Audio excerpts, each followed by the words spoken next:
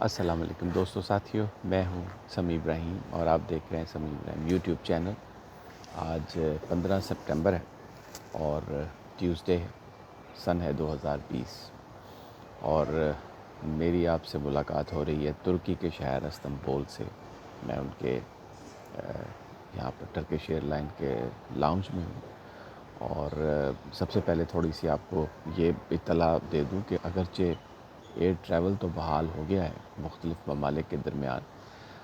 لیکن پیسنجرز کی تعداد بہت کم ہے، کاروبار نہ ہونے کے مترادف ہے۔ میں چاہ رہا تھا کہ آپ کو ایئرپورٹ کے اندر کی بھی ویڈیوز دکھاؤں۔ ایک بالکل ڈیزرٹڈ سا ہے، بالکل ایک ویرانی ہے، بربادی ہے، دکانیں کھلی ہیں، گاہک نہیں ہیں۔ اور میں آیا ہوں جہاز میں، بہت بڑا جہاز تھا اور میرا خیال ہے 10 سے 15% اس میں صرف جو سیٹس تھیں وہ آکوپائی تھیں۔ تو بڑی عجیب سچویشن ہے۔ ابھی مجھے لگتا ہے کہ کاروبار نارمل ہونے میں بڑا ٹائم لگے گا۔ یہ میں آپ کو تھوڑا سا یہ دکھاتا ہوں، آپ یہ دیکھیں، یہ میں لاؤنج کے اوپر سے، یہ نیچے ڈیوٹی فری شاپ ہے اور یہ آپ لوگوں کو دیکھیں،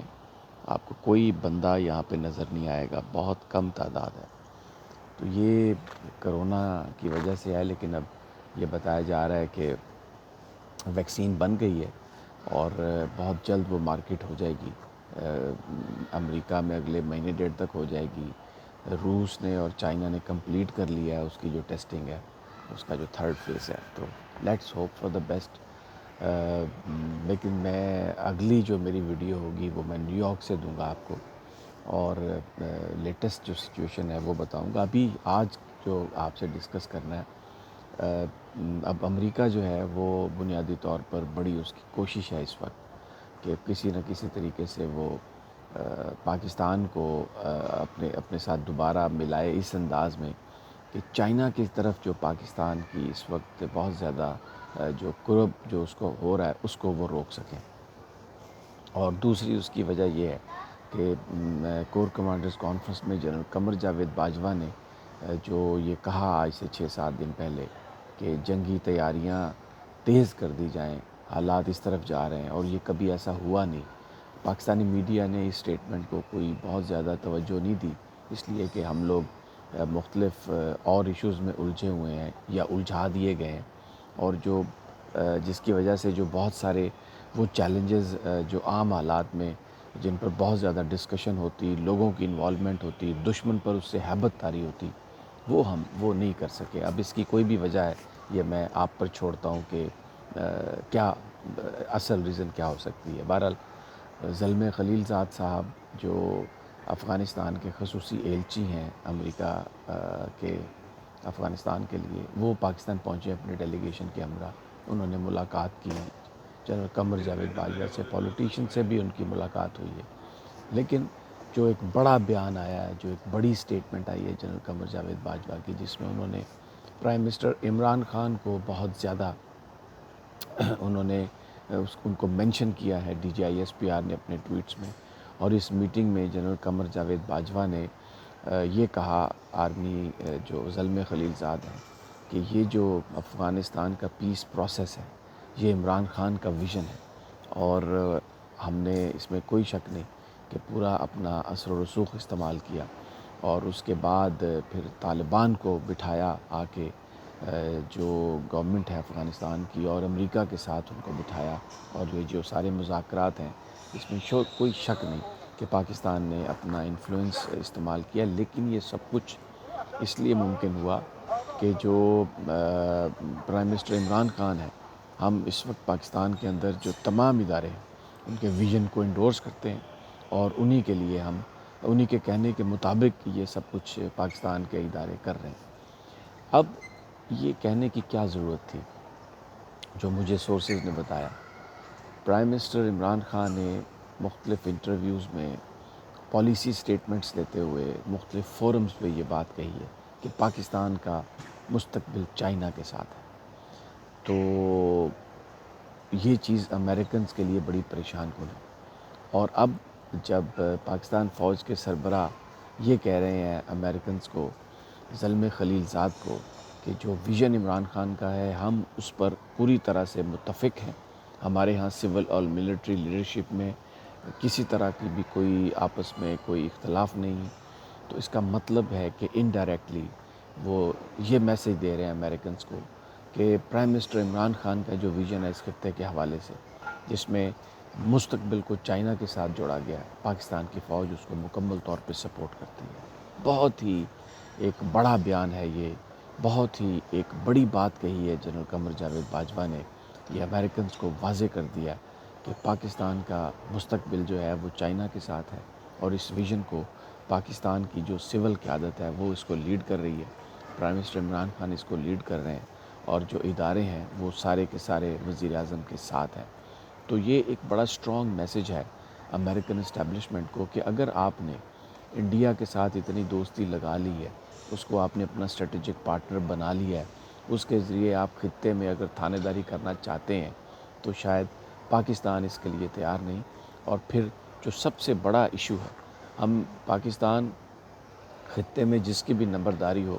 اس کے حوالے سے کوئی بڑی بحث نہیں کرتا، لیکن اگر کشمیر کا مسئلہ کشمیری عوام کی امنگوں کے مطابق حل کر دیا جائے، اگر یہ ڈسپیوٹ سارٹ آؤٹ ہو جائے تو پاکستان بھارت کے ساتھ تجارت میں کوئی مذائقہ نہیں ہے، پاکستان بھارت کے ساتھ بارڈر کھولنے کے لیے تیار ہے، ہر طرح سے چیزیں نارملائز کرنے کے لیے تیار ہے، لیکن کشمیر کو جو انیکس کیا ہے بھارت نے وہ اس کو فیصلہ واپس لینا ہوگا، اور اس کے ساتھ ساتھ جو اقوام متحدہ کی قراردادیں ہیں اس کے مطابق کشمیر کے مسئلے کو ونس فار آل سیٹل کرنا ہوگا۔ اگر یہ نہیں ہوتا تو پھر پاکستان جو ہے وہ اس کا رخ جو ہے وہ چائنا کی طرف ہے، وہ خطے میں ہے جہاں پہ رشیا اور چائنا کا بلاک بن رہا ہے، پاکستان اس میں شامل ہے، بنگلہ دیش بھی اس میں آ چکا ہے، نیپال بھی اس میں ہے، ایران بھی اس میں آ چکا ہے۔ ہمارے جو عرب ممالک ہیں ان کو اس بات سے پرابلم ہے، لیکن اپنے پاکستان کے جو مفادات ہیں ان کی روشنی میں امریکہ کو یہ بڑا واضح پیغام دیا گیا۔ اس سے پہلے چائنیز پریزیڈنٹ شی نے بھی تمام صورتحال کو واضح کیا، ذرائع نے ہمیں یہ بتایا کہ جو چائنیز پریزیڈنٹ ہیں ان کی پرنس محمد بن سلمان سے پچھلے 8-10 دنوں میں ٹیلی فون پر گفتگو ہوئی ہے، انہوں نے جو خطے کی صورتحال ہے اس کو کھل کر ڈسکس کیا ہے، اور پھر جو ان آفیشیلی پرائیویٹلی ذرائع یہ بتاتے ہیں کہ پرنس محمد بن سلمان نے نریندر مودی سے بھی ٹیلی فونک رابطہ کیا، ان سے بھی گفتگو ہوئی، اور یہ جو سارے معاملات ہیں ان سے بھی ڈسکس ہوئے۔ یہ بڑی ڈیولپمنٹس ہیں یہ۔ اس سے پہلے 4-5 دن پہلے جنرل میکنزی جو سینٹ کام کے سربراہ ہیں، جو اس کے کمانڈر ہیں امریکہ کے، وہ آئے اپنے ڈیلیگیشن کے ہمراہ، اور انہوں نے جنرل قمر جاوید باجوہ سے تفصیلی ملاقات کی، کیونکہ پاکستان نے یہ بات واضح کر دی ہے کہ اگر بھارت کو نہیں روکا گیا، اگر بھارت دراندازی پاکستان میں کرتا رہے گا، اگر بھارت اسی طرح کشمیریوں پر ظلم کرتا رہے گا، تو افغان مسئلہ حل اگر ہو بھی جائے گا تو اس سے خطے میں امن نہیں آئے گا۔ اور جب پاکستان یہ کہتا ہے تو امریکنز اس سے پریشان ہوتے ہیں کہ کہیں ایسا تو نہیں ہے کہ طالبان جو ہیں وہ اب مذاکرات میں اس سٹیج پر بیک آؤٹ کر جائیں، کیونکہ جو 1000 قیدی تھے ان کی رہائی تو ہو چکی، 8 قیدیوں کا آخر میں ایک رولا پڑا، لیکن وہ معاملہ آلموسٹ سارٹ آؤٹ ہو گیا۔ اب مزید کئی ہزار قیدیوں کی رہائی ہونی ہے، اور دوحہ میں جو طالبان کے ساتھ افغان حکومت اور جو یہ امریکنز کے ساتھ جو ان کی نیگوسیشنز ہیں جس کو وہ سپانسر کر رہے ہیں، اس کی کامیابی کے لیے پاکستان سے بار بار کہا جا رہا ہے کہ آپ طالبان پر اپنا انفلوئنس استعمال کر کے اب اس مسئلے پر مذاکرات کو بریک ہونے سے بچائیں۔ تو پاکستان نے ایک اپنی جو شرائط ہیں کشمیر کے حوالے سے، اس خطے میں جو پاکستان کے کنسرن ہیں وہ سارے کے سارے امریکنز کے سامنے رکھے ہیں، اور ان سے کہا ہے کہ آپ ان معاملات پر بھی پاکستان کی اور اس خطے میں امن لانے کے لیے اپنا رول آپ ادا کریں۔ اگر آپ یہ رول ادا نہیں کریں گے تو پھر اس میں جو آنے والا جو وقت ہے، جو مستقبل ہے جو پاکستان کا، وہ چائنا کے ساتھ وہ ہوگا۔ اور پرائم منسٹر نے جو گفتگو کی ہے ابھی لیٹلی مختلف انٹرویوز میں بھی اور اپنے ساتھیوں سے بھی، اس میں پرائم منسٹر عمران خان نے یہ بات واضح کی ہے کہ کسی طرح سے بھی، کسی انداز سے بھی پاکستان اپنی ترجیحات سے ہٹ کر جو ہے وہ گفتگو وہ کچھ نہیں کرے گا، اور بنیادی طور پر جو پاکستان ہے وہ اب امن کے لیے تو پارٹنر ہے لیکن کسی کی جنگ لڑنے کے لیے تیار نہیں ہے۔ اور پرائم منسٹر نے بالکل کھل کر یہ بات کہی کہ انہیں ان کے خیالات کی وجہ سے طالبان خان بھی کہا گیا، لیکن انہوں نے کنونس کیا پریزیڈنٹ ٹرمپ کو اور دوسرے لوگوں کو، یہ بات بتائی دنیا کے لیڈرز کو کہ اگر مذاکرات پر طالبان کو لانے کی بات نہیں کی گئی تو اس کے جو نتائج ہیں وہ اس خطے کے لیے بہتر نہیں ہوں گے۔ تو ڈومیسٹکلی